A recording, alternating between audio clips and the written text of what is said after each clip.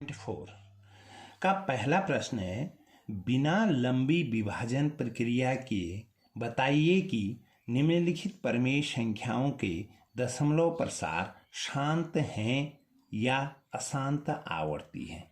पहले तो यह समझना है कि दशमलव प्रसार शांत क्या हुआ, दशमलव प्रसार क्या हुआ, अशांत क्या हुआ, अशांत आवर्ती क्या हुआ। पहले यह समझना है कि मैं इसको ऐसे समझा सकता हूं। यहाँ पर दशमलव प्रसार, शांत दशमलव प्रसार क्या चीज़ है, यानी कोई भी परिमेय संख्या p/q के रूप में होती है, पता है आपको, 55/4। अब अगर 4 का भाग इसमें पूरी बार चले जाता है, चाहे वो दशमलव बार जाए, बट पूरी बार चले जाता है, 13.75 बार गया इसका भाग, तो दशमलव प्रसार शांत होगा। चाहे दशमलव में जाए या सिंगल फॉर्म में जाए, जैसे 8/2, 2 का भाग 8 में 4 बार जाता है, पूरी बार चले गया, दशमलव प्रसार शांत। 55 में 4 का भाग दशमलव में गया, बट गया पूरा, अवशेष नील रहा, तो दशमलव प्रसार शांत।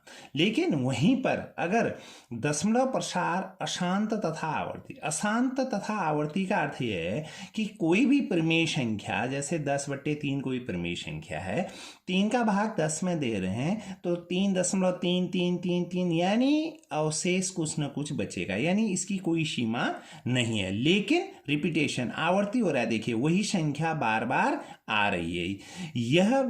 ये जो ऐसे बार बार या लगातार कोई दूसरी संख्या आ रही है, फिर उसके बाद वही संख्या आ रही है, फिर उसके बाद वही, ऐसे भी दशमलव प्रसार क्या करेगा, अशांत होगा, लेकिन आवर्ती होगा। आवर्ती बार बार रिपीट हो रहा है। लेकिन फिर आता है एक दशमलव प्रसार अशांत तथा अनावर्ती, यानी जैसे एक फॉर्म, किसी परिमेय संख्या को उसके हर से अंश में भाग देने पर माना ऐसा आया, 0.1202001000120000 ऐसे और गया आगे को।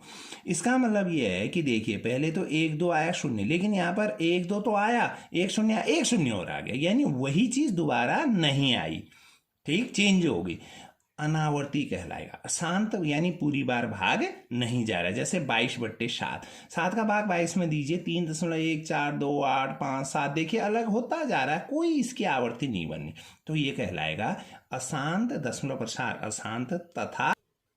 अब उसके बाद मैं इसको क्लियर कर चुका हूं, तो यह हम 3 फॉर्म होते हैं, शांत दशमलव प्रसार यानी दशमलव प्रसार शांत, दशमलव प्रसार अशांत तथा आवर्ती, और दशमलव प्रसार अशांत तथा अनावर्ती।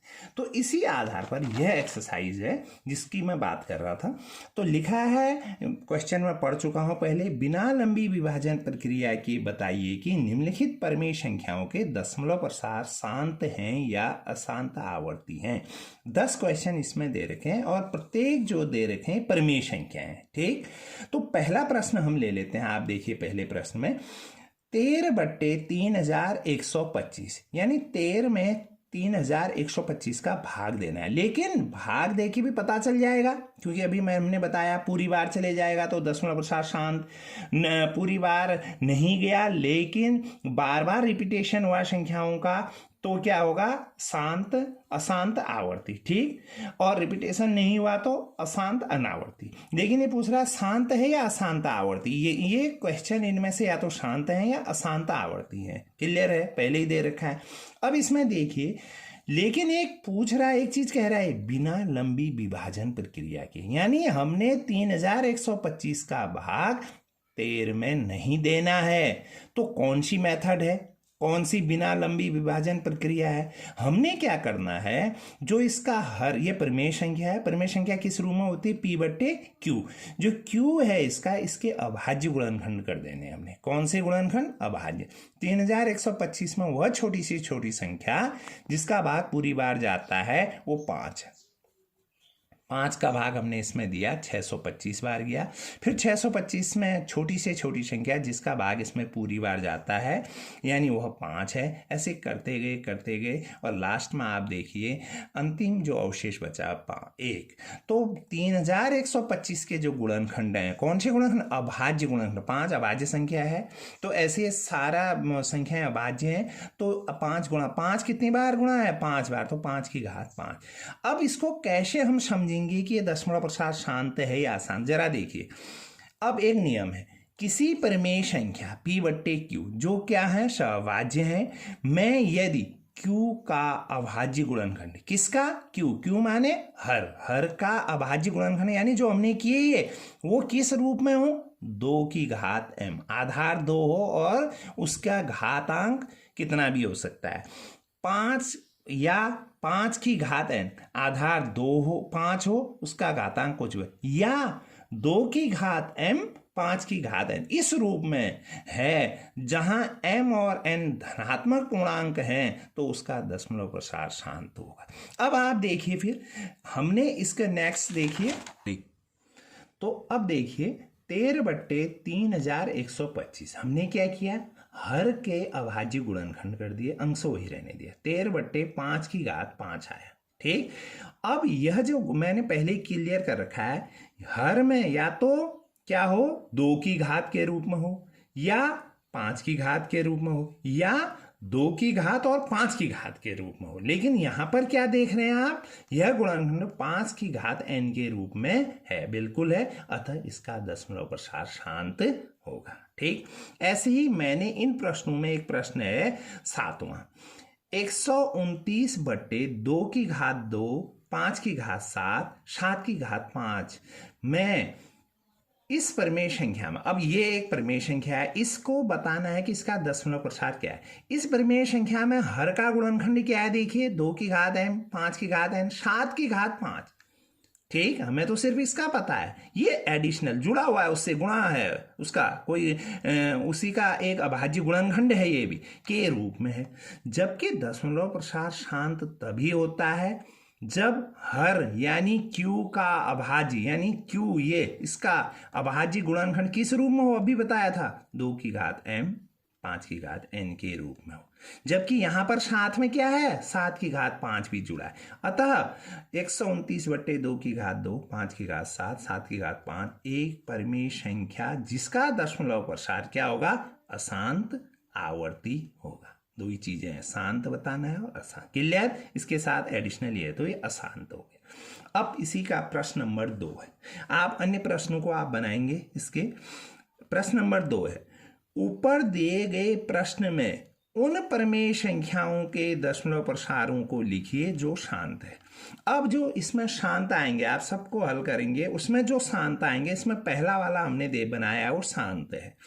अब वो शांत है तो उसका क्या लिखो, कह रहा है दशमलव प्रसार के रूप में लिखिए जो शांत है। शांत 13 बट्टे 3125 है, 13 बट्टे 3125 के हमने अब भी पहले प्रश्न में अभाज्य गुणनखंड किए, वो ये हैं, इनको हम क्या लिख सकते हैं, 13 बट्टे 5 की घात 5।